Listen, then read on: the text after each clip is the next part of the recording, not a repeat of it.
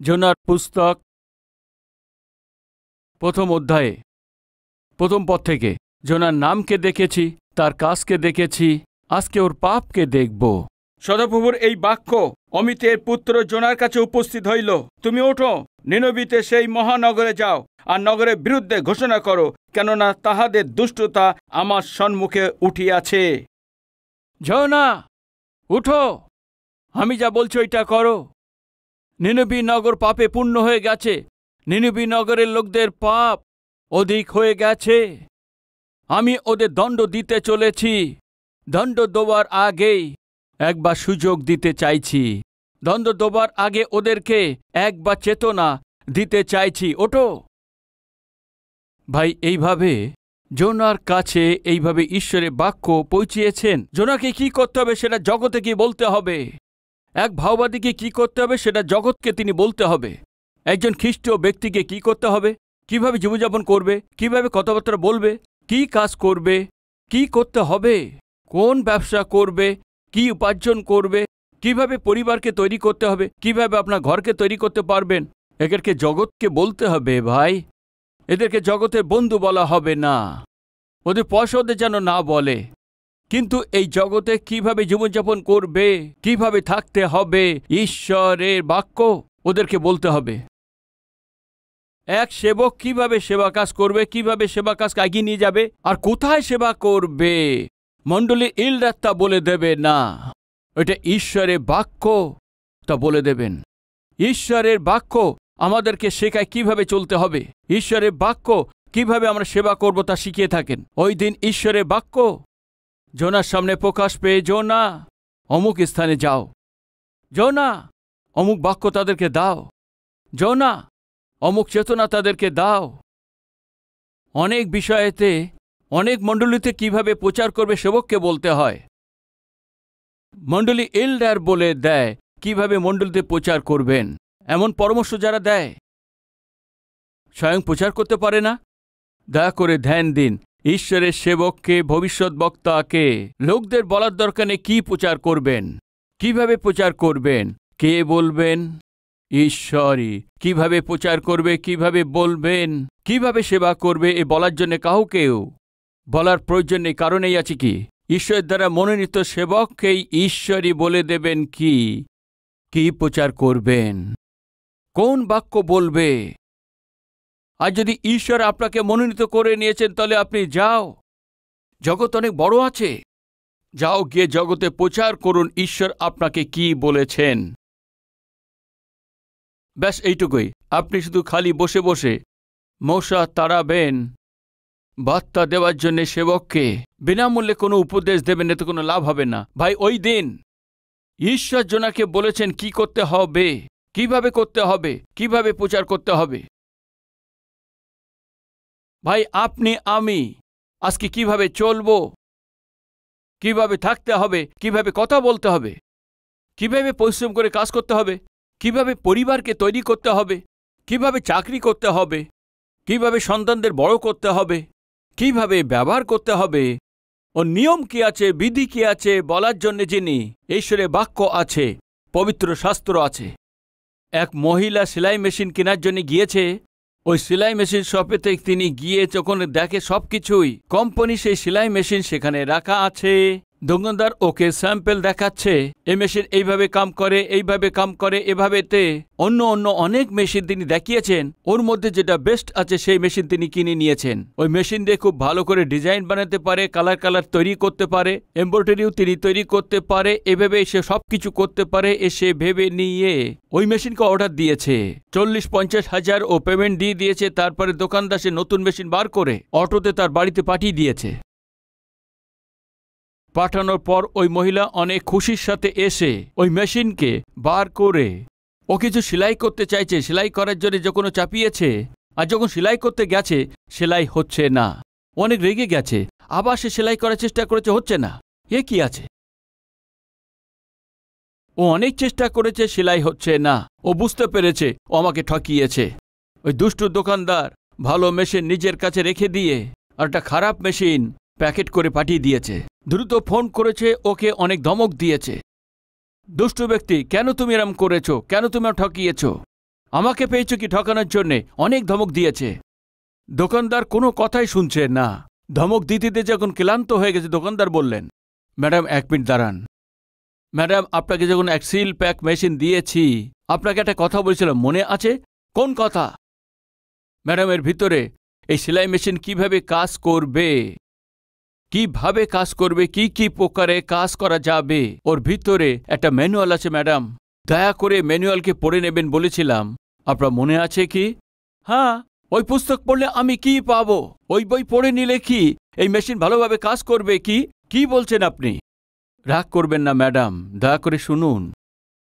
সেলাই মেশিন যে আবিষ্কারক আছেন, এই মেশিন কিভাবে কাজ করবে, কিভাবে চালাতে হবে, বিস্তারিতভাবে একটা পুস্তক তৈরি করে বক্সে রেখে দিয়েছেন। আপনি তাড়াতাড়ি না করে 10-15 মিনিট ওই পুস্তককে পড়ে নিন। ওই পুস্তক পড়লে কি বুঝতে পারবেন এই মেশিন কিভাবে কাজ করবে। আপনি বুঝতে পারবেন এই মেশিন কিসের জন্য তৈরি করা হয়েছে, আর এই মেশিন দিয়ে কিভাবে আলাদা আলাদাভাবে ডিজাইন তৈরি করতে পারবেন। সবকিছু এই পুস্তকের লেখা আছে। একটু 10-15 মিনিট বার করে একটু পড়ুন। আমার কথা শুনুন ম্যাডাম। তারপরে যদি সেলাই না করতে পারেন, আমি নিজে এসে আমি আপনাকে যে সাহায্য করতে হয় তা আমি করব। ঠিক আছে, দেখছি। তাড়াতাড়ি করে পুস্তকে বার করেছে, এক এক পেজ বার করেছে, পড়েছে। ওই পুস্তকে স্পষ্ট রূপে লেখা আছে কিভাবে সুতো দিতে হবে, কিভাবে চালাতে হবে, এই ধরনের সুতো রাখতে হবে, কোথায় কোথায় সুতো দিতে হবে, স্পিড কত থাকবে, ওর মাপ কত থাকবে, এত সুন্দরভাবে এমন লেখা আছে। লেখা অনুসারে সুতো রেখেছেন, সেটিং করেছেন, মাপ ঠিক করেছেন, স্প্রিং ঠিক করেছেন। সব কিছু করার পর ওই কাপড়কে রেখে যখন সেলাই করা শুরু করেছেন, অদ্ভুতভাবে সেলাই হচ্ছে। ওর ভাবনা এবং চিন্তা থেকে তারপরে যখন মেশিন সেলাই হচ্ছে, তো ও অনেক আশ্চর্য হয়েছেন। এই মেশিন দিয়ে এত অদ্ভুত কাজ হচ্ছে। ইয়েস, কিভাবে অদ্ভুত কাজ করতে পারলেন? ভাই, ওই মেশিন যে তৈরি করেছেন সে অদ্ভুতভাবে মেশিন কিভাবে চালাবে একটা বই লিখে দিয়েছেন। ওই বই অনুসারে যখন সেলাই করতে শুরু করেছেন তখনই অদ্ভুত সেলাই হয়েছে। ভাই, আপনার আমাকে কেন তৈরি করেছেন? ঈশ্বর আপনার আমার দ্বারা কি কি করতে চাইছেন আর কিভাবে করাতে চাইছেন? আপনার আমার জন্য একটা ঈশ্বর ম্যানুয়াল পাঠিয়েছেন। ওই পবিত্র বাইবেল আছে। ওই পবিত্র বাইবেল যদি আমরা পড়ি, তো এই ঈশ্বরের বাক্য যদি আমরা শুনি, তো আমরা জানতে পারবো কিভাবে চলবো, আমরা জানতে পারবো কিভাবে প্রার্থনা করতে হবে, আমরা জানতে পারবো আমরা কিভাবে জীবনযাপন করব, আমরা জানতে পারবো কি করব আর কি করব না, আমাদের জীবনের সমস্যার সম্মুখে কিভাবে করতে হবে, পরীক্ষার সামনে আমাদেরকে কিভাবে করতে হবে, পরিবারকে কিভাবে বানাতে হবে, এক জীবনকে কিভাবে ঠিক করতে হবে। আপনার আমাদের যা প্রয়োজন আছে আর চেতনা কি আছে, সব বাইবেলেতে লেখা আছে। আপনি কি করবেন, কিভাবে চলবেন, কিভাবে কথা বলবেন, কিভাবে ব্যবহার করবেন, আপনি আপনার বন্ধুদেরকে বলবেন। কোন চাকরি করবেন, ওই চাকরি কিভাবে করতে হবে, কোন ব্যবসা করবেন, ওইটা ব্যবসা কিভাবে করবেন, অনৈতিকভাবে ঠকিয়ে করবেন, অন্যায়ভাবে করবেন, মন্দ দিয়ে করবেন। জগৎ এই যুক্তি দিয়ে থাকে, কিন্তু আপনি যে কাজ করছেন ধার্মিকতার সাথে চলতে হবে, সিদ্ধতার সঙ্গে চলতে হবে, ন্যায়ভাবে চলতে হবে। বাইবেল তা বলে। ঈশ্বর আপনার প্রতিটি কাজে আশীর্বাদ দিতে চাইছেন, কিন্তু কিভাবে করবেন পবিত্র শাস্ত্রে আছে। যোনা সেবক ছিলেন, ভাওবাদী ছিলেন, ও কিভাবে কিভাবে ঈশ্বরের সেবা করতে হবে, কোথায় কি করতে হবে, কিভাবে করবেন, ঈশ্বরকে বলতে হবে। ভাই, ঈশ্বরই বলেছেন। আজকে আমাদের যে পথের দর্শন আছে, আমাদের যে পরামর্শ দরকার আছে, ও বাক্যতে পাবেন। ওই ঈশ্বরের বাক্যে যদি আমরা মন না দেই তো, ঈশ্বরের বাক্যকে যদি আমরা গুরুত্ব না দেই তো, ঈশ্বরের বাক্যের জন্য যদি সময় আমি আলাদা না করি তো, ঈশ্বরের বাক্যকে যদি আমরা অবহেলা করি তো কি হবে? পড়বেন, আসুন যোনা পুস্তক 1ম অধ্যায় তার 3 পদকে আমরা পড়ছি। কিন্তু যোনা সদাবু সম্মুখ হইতে তর্শিসে পালিয়া যাইবার নিমিত্ত উঠিলেন। তিনি জাপাতে নামিয়া গিয়া তর্শিসে যাইবে এমন এক জাহাজ পাইলেন। তখন জাহাজের ভাড়া দিয়া সদাবু সম্মুখ হইতে নাবিকদের সহিত তর্শিসে যাইবার জন্য সেই জাহাজে প্রবেশ করিলেন। ঈশ্বর যোনাকে বলেছিলেন, তুমি নিনবিতে যাও, গিয়ে ওখানে তাদের চেতনা দাও। ওদের পাপকে ঈশ্বর দেখেছেন, ওদের উপর দণ্ড আসতে চলেছে। যাও, গিয়ে বলো, যাও ওদেরকে বলো। ঈশ্বর এভাবে বলতেই যোনা কি করেছে জানেন কি আপনি?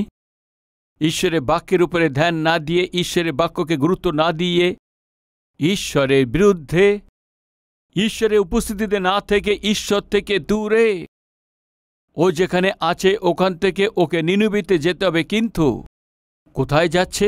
তর্শিসে যাচ্ছে। তর্শিস যদি যেতে হয়, তর্শিস দূরে আছে, 2500 মাইল আছে।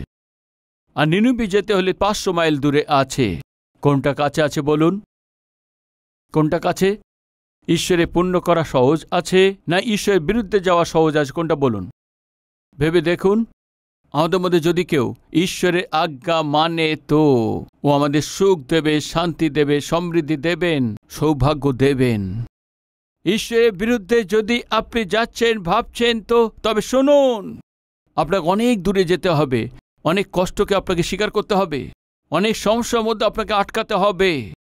যোনা ঈশ্বরের আজ্ঞা না মেনে নিয়ে তর্শিসে যাচ্ছে, বিনা ভয়ে এটি ঈশ্বরের বিরুদ্ধে একটি নির্ণয় নিয়েছেন। কি করবে ঈশ্বর যদি তার আজ্ঞা না মানিত? কি করবে ঈশ্বর যদি তার ইচ্ছার বিরুদ্ধে আমি যাই তো? কত সাহস দেখিয়েছে যোনাতে, নির্ভয়ে হয়ে তার নিজের ইচ্ছে মতো গিয়ে নিনবেতে গিয়ে তার সেবা করার দরকার ছিল। কিন্তু তর্শিসে যাবে বলে ও এখন জাহাজে উঠে গেছে। ওই দিনে জাহাজ যে ছিল, আজকে লোকাল ট্রেন বলে মনে করবেন না ভাই, মেট্রো ট্রেনের মতো মনে করবেন না। প্রতিটি 5 মিনিট অন্তর 5 মিনিট অন্তর একটা ট্রেন আসবে। ওই দিনে যদি একটি জাহাজ যেতে হয় 3 মাস থেকে কমপক্ষে 4 মাস লাগতো। জানেন কি হয়েছে ওর? যখনই ও ঈশ্বরের বিরুদ্ধে নির্ণয় নিয়েছে, ও তর্শিসে যাবে বলে ভেবেছেন, আর তর্শিসে যাওয়ার জন্য যখন জাহাজের সমুদ্রে দেখেছে জাহাজ প্রস্তুত আছে, আহা, এখন টিকিট পাবে কিনা টিকিট কাউন্টারে দেখেই টিকিটও পেয়ে গেছে। আরে টিকিটও পেয়ে গেছে। ভিতরে অনেক ভিড় হবে সে ভেবে সেখানে গিয়ে দেখে সবার জন্য ভাতও পেয়ে গেছে। তখন ও ভেবেছে ঈশ্বরের ইচ্ছা না থাকা সত্ত্বেও ঈশ্বরের বিরুদ্ধে আমি করছি, তবুও সবকিছু অনুকূলে আছে। অনুকূল হবে ব্রাদার। ঈশ্বরের বিরুদ্ধে যখন আপনি নির্ণয় নেন, ঈশ্বরের বিরুদ্ধে যখন আপনি কাজ করেন, শয়তান আপনার জন্য সবকিছু তৈরি করে দেবেন। আপনি এটা ভাববেন না আপনি ঈশ্বরের বিরুদ্ধে চলছেন, অন্যায় করছি, অনৈতিক করছি, লোকদের ঠকিয়ে উপার্জন করছি, মন্দ কাজ করছি। আর আমি তো ভালো স্বাস্থ্য আছি, আমার বেতন বন্ধ হয়নি, আমার লাভ কোনো কম হয়নি, আমার স্ত্রী আমাকে সন্দেহ করছে না, আমি কত অন্যায়ভাবে জীবনযাপন করছি, কেউ আমাকে ধরতে পারছে না, সবকিছু অনুকূলে যাচ্ছে। মনে করছেন সাবধান, কিছু দিনের জন্য সবকিছুই অনুকূলে থাকবে, ওর পরে হবে আপনার দণ্ড। কেউ আছেন কি আমাদের মধ্যে যে সবকিছু বিরুদ্ধে যাচ্ছেন, সবকিছু ভালো হচ্ছে মনে করছেন, কিছুই হয়নি, কিছুই হবে না, এমন ভাবনার কেউ আছেন কি? তবে দাঁড়ান, ঝড় তুফান আপনার জন্য অপেক্ষা করছে। ভয়ানক ঝড়ের সামনে আপনি মুখোমুখি হবেন। যোনা ভেবেছে সবকিছু আমার অনুকূলে আছে, জাহাজে ভিতরে গেছে, বাত পেয়ে গেছে, আরো আরাম করে শুয়ে পড়েছে, শান্তিতে জাহাজ এগিয়ে চলছে। এর আগে ঈশ্বর যোনার সঙ্গে কথা বলেছিলেন, কথা বলা ঈশ্বর এখন তার সঙ্গে কথা বলা বন্ধ করে দিয়েছে। ঈশ্বর তার কাজের দ্বারা কথা বলা শুরু করেছেন, তার কাজের মধ্যে কথা বলতে শুরু করেছেন। আমার কথা না শুনে ও আমার বিরুদ্ধে চলে যাচ্ছে যোনা, ওকে আমি দেখব, কত দূরে যায় আমি তা দেখব, আমার যেটা করতে হবে নিশ্চয় আমি করব। ঈশ্বর জোনার সঙ্গে কথা বলা বন্ধ করে দিয়ে তার কাজের দ্বারা কথা বলছেন। কাজের দ্বারা কথা বলা কি আছে আসবেন দেখুন। ভাই জোনার পুস্তকে 3 পদকে দেখব। কিন্তু জোনা সদাবু সম্মুখ হইতে তর্শিসে পালিয়ে যাইবার নিমিত্ত উঠিলেন। ঈশ্বর তাকে বললেন কিন্তু জোনা ঈশ্বরের বিরুদ্ধে চলেছেন। এইভাবে জোনা ঈশ্বরের বিরুদ্ধে যেতেই কিন্তু ঈশ্বরই নেমে এসছেন। তুমি আমার বিরুদ্ধে যাবে, তোমার নিজের ইচ্ছে মতো কাজ করবে, বরঞ্চ তুমি দেখো আমি কি করছি। ভাই কেউ আছেন আমাদের মধ্যে? ঈশ্বর বলেছেন কিছু, ঈশ্বর বলেছেন কিভাবে জীবনযাপন করবে, আপনাকে কিভাবে জীবনযাপন করবেন। আজকে আপনি কিভাবে জীবনযাপন করছেন, আপনি যা করছেন, যা দেখছেন, সবকিছু ঈশ্বরের বিরুদ্ধে তা করছেন। কিন্তু শুনুন, ঈশ্বর নেমে আসার ঈশ্বর আছেন। ঈশ্বর আপনার সম্মুখে দাঁড়াবেন। ঈশ্বর কথার দ্বারাতে না হয়ে নিজের কাজের দ্বারায়, দণ্ডের দ্বারাতে আপনার সম্মুখে হচ্ছে। কি আছে ওই দণ্ড দেখবেন, আসুন। কিন্তু সদাপ্রভু সমুদ্রে প্রচণ্ড বায়ু পাঠিয়া দিলেন, সমুদ্রে ভারী ঝড় উঠিল, এমনকি জাহাজ ভাঙিয়া যাইবার উপক্রম হইল। জাহাজকে দেখে জোনা মনে করল অনেক সুন্দর আছে, এ জাহাজ অনেক বড় আছে, টিকিট পাবো কিনা টিকিটও পেয়ে গেছে, সবার জন্য সে বাতও পেয়ে গেছে। আরে বাহ, আরে বাহ, এত সুন্দর জাহাজ আছে জানি না, এত সহজে টিকিট পেয়ে যাবো আমি ভাবতে পারিনি, এত সহজে রিজার্ভেশন পেয়ে যাবো আমি ভাবতে পারিনি। আরে বাহ, সবকিছু আমার অনুকূলে আছে। আরাম করে ঘুমাচ্ছে। যে জাহাজে আরাম করে যাত্রা করছিল ওই জাহাজকে ঈশ্বর নাড়িয়ে দিয়েছিল। ওই জাহাজের চারিদিকে প্রচণ্ড ঝড়কে ঈশ্বর নিয়ে এসছেন। সমুদ্রের মধ্যে উঁচু উঁচু সে জলের তরঙ্গ উঠছে। শুনুন প্রিয় ভাই ও বোন, আগের দিনে কেমনভাবে জীবনযাপন করেছেন আপনি তো ভালো করে জানেন। আগের দিনে আপনি ঈশ্বরের বিরুদ্ধে কিভাবে চলেছিলেন আপনি ভালো করে জানেন। কোন ভুল কাজকে করেছেন, কোন পাপ কাজকে করেছেন, কিভাবে আপনি ঈশ্বরের বিরুদ্ধে চলেছিলেন, কিভাবে পাপময় কার্য করেছেন, ঈশ্বরের বিরুদ্ধে গিয়েছেন, আপনি তো ভালো করে জানেন। ওটা ছেড়ে দিয়ে আপনি নিজের ইচ্ছা অনুসারে চলবেন। এইভাবে ঈশ্বর তা চেয়ে ঈশ্বর আপনাকে একটা নতুন জীবন দিয়েছেন। এই নতুন জীবন পেয়েছেন আপনি, আমরা সবাই। ভাই কমপক্ষে আজ থেকে ঈশ্বরের ইচ্ছায় চললে খুবই ভালো হবে। ঈশ্বরের আজ্ঞা অনুসারে চললে আমাদেরকে ভালো হবে। ঈশ্বরের বিরুদ্ধে গিয়ে কোনো কিছু নির্ণয় নেই, কোনো কিছু নির্ণয় নিয়ে থাকি, যে কোনো কাজ করি, কোনো পদক্ষেপ নিই, কোনো কার্য করি, কোনো কিছু করার চেষ্টা করুন, আপনাকে ঝড়ের সম্মুখে হতে হবে, মহাঝড়ের সম্মুখে পড়তে হবে। ঈশ্বরের বিরুদ্ধে গিয়ে আপনি যেখানেই পা রাখুন, আপনি পা রাখছেন সমস্ত জায়গাতে ঈশ্বর আপনাকে নাড়িয়ে রেখে দেবেন। আপনার চারপাশে সব দিকেই ঝড় তুফানকে নিয়ে আসবে। আপনি দাঁড়াতে পারবেন না, বসতে পারবেন না, শুতে পারবেন না, খেতেও পারবেন না। ভয়ানক পরিস্থিতির সম্মুখে হবেন। জোনা শান্তিতে শুয়েছিল, মনে করলো সবকিছু ভালো আছে, কিন্তু সবকিছু কোথায় ঠিক ছিল? সেই তুফান আর ঝড় উঠে পড়েছে। সমুদ্রের মধ্যে প্রচণ্ড ভারী ঝড় উঠেছে। ওই ঝড় এত প্রচণ্ড ছিল কি ও ভেবেছে আমি এখানে শান্তিতে আছি। ওই জাহাজ ভাঙার উপক্রম ছিল, এমন ঝড় ছিল। ঈশ্বরের বিরুদ্ধে গিয়ে আপনি যে চাকরিতে আছেন, আপনি ভাবছেন আপনি শান্তিতে আছেন, ও ভাঙার পথে আছে। আপনি যে বিল্ডিংয়ে বসে আছেন, যে পদেতে আপনি বসে আছেন, যে জায়গাতে আপনি বসে আছেন, আমার কোনো চিন্তা নেই, আমি যে ভুল করছি ঈশ্বর দেখছেন, এখন ভাবছেন, তাহলে আপনি সাবধান, টুকরো হয়ে যাবেন। তোমারই সুরক্ষিত টুকরো টুকরো হয়ে যাবে। তোমার ওই তৈরি আজ যে বিল্ডিং টুকরো হয়ে যাবে। ওই দিন জোনা যে জাহাজের মধ্যে যাত্রা করছিলেন, ওই টুকরো হয়ে যাওয়ার পরিস্থিতি এসছিল। ওই জাহাজে যাত্রা করছে সব লোকেরাই ওই পরিবেশকে দেখে তাদের নিজে নিজে দেবতার কাছে অনুরোধ করছে। ওদের দেবতা ওদেরকে রক্ষা করবে ভেবে নিয়ে যখন ওরা প্রার্থনা করছে, তখন শুনুন, জোনা চারিদিকে সব বিপদ ঘিরে নিয়েছে, তবুও প্রচণ্ড ঝড় চলছে, তবুও জাহাজ ভেঙে পড়বে এমন পরিস্থিতি আছে, তবুও ও চারপাশে সবকিছু ঝড় চলছে, তবুও জোনার কোনো কিছু জানে না। ভাই জোনা তা কিছুই জানে না, শান্তিতে গিয়ে ঘুমিয়ে পড়েছে। কারণ জানেন কি? ঈশ্বরের বাণী, ঈশ্বরের বাক্য জোনা থেকে দূরে সরে গেছে। শুনুন, যখন আমরা ঈশ্বর থেকে দূরে সরে যাই, ঈশ্বরের বাক্য থেকে দূরে সরে থাকি, ঈশ্বরের বাক্য থেকে যখন দূরে থাকি, তখন শুনুন, আমরা ঝড় তুফানের মধ্যে কাছে চলে আসি।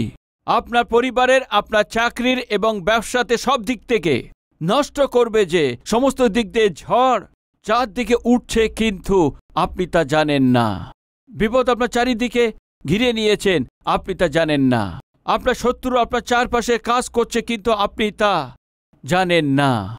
আজ যে সেবা কাজ করছেন, ওই সেবাকে নষ্ট করার জন্য কিছু লোকরা শয়তানের যারা ভরে গিয়ে ওদের সঙ্গে চলছে, তবুও ওরা তা জানতে পারে না। বোন শুনুন, ঈশ্বরের বিরুদ্ধে আপনি জীবনযাপন করে আপনার পরিবারকে নষ্ট করার জন্য, শয়তান যা করার জন্য আপনার পরিবারের জন্য তা করতে থাকে, আপনার সন্তানদের জীবনকে নষ্ট করার জন্য, আপনার মেয়ে চরিত্রকে নষ্ট করার জন্য, আপনার ছেলের পড়াশোনাকে নষ্ট করার জন্য, শয়তান যে কাজ করার দরকার সমস্ত কাজ তিনি করে থাকেন, আর আপনি শুয়ে থাকেন যেন কিছুই জানেন না, যেন কিছুই হয়নি, যেন কিছুই হচ্ছে না। আপনি শুয়ে থাকেন, এর কারণ জানেন কি? ঈশ্বরের স্বরকে আপনি শোনা ছেড়ে দিয়েছেন, ঈশ্বরের বাক্য পড়া আপনি ছেড়ে দিয়েছেন, ঈশ্বরের উপস্থিতি থেকে আপনি প্রার্থনা করা ছেড়ে দিয়েছেন। তখন নৌকার মাঝি নিকটে এসে জোনাকে বললেন, তুমি গভীর নিদ্রার মধ্যে গিয়ে তুমি কি করছো? আমাদের চারপাশে প্রচন্ড ঝড় চলছে, আমরা এখন বিপদের মধ্যে, জীবন যাওয়ার মতো, আর তুমি আরাম করে ঘুমাচ্ছ। এক ব্যক্তি যখন অবিশ্বাসী, জোনাকে বোঝাতে হচ্ছে এর কারণ বলুন। ও চারপাশে প্রচন্ড ঝড় চলছে, বিপদ সামনে, জাহাজ ভাঙার উপক্রম, আর সমুদ্রের গভীর মধ্যে জোনা ডুবতে চলেছেন। এখন জোনা তা জানেন না, এর কারণ আপনি বলুন।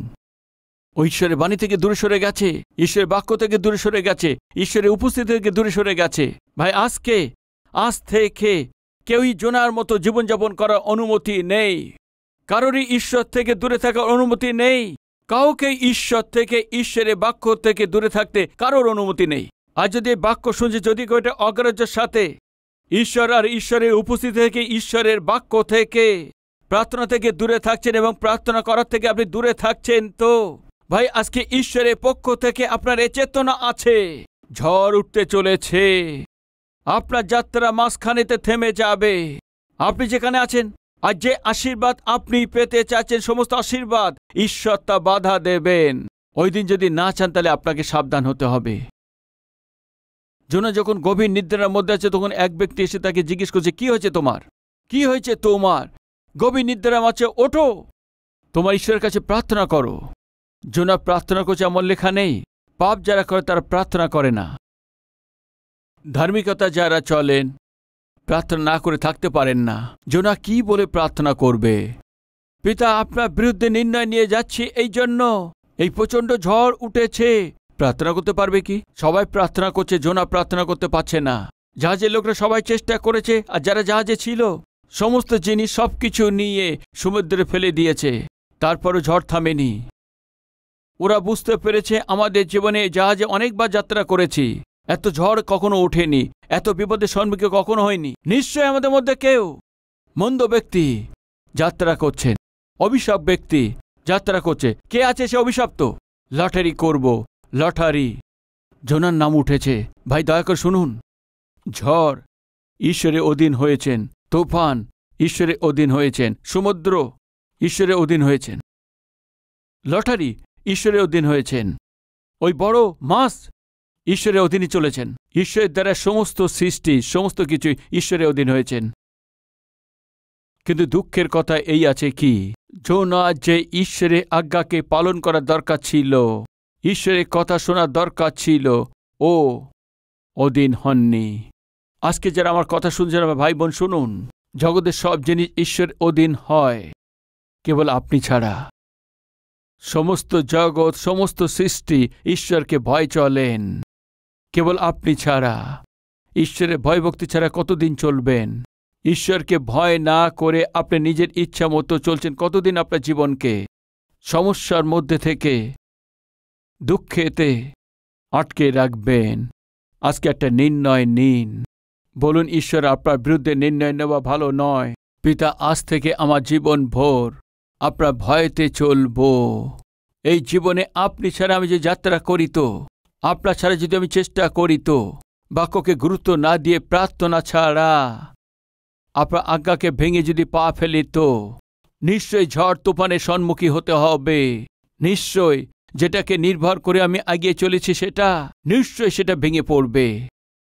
ওই দিন যেন আমি না দেখে আমি পুরো মন থেকে চাইছি প্রভু, এমন প্রার্থনা করলে ভালো হয়। প্রার্থনা করবেন কি? আসুন আমরা সবাই প্রার্থনা করি।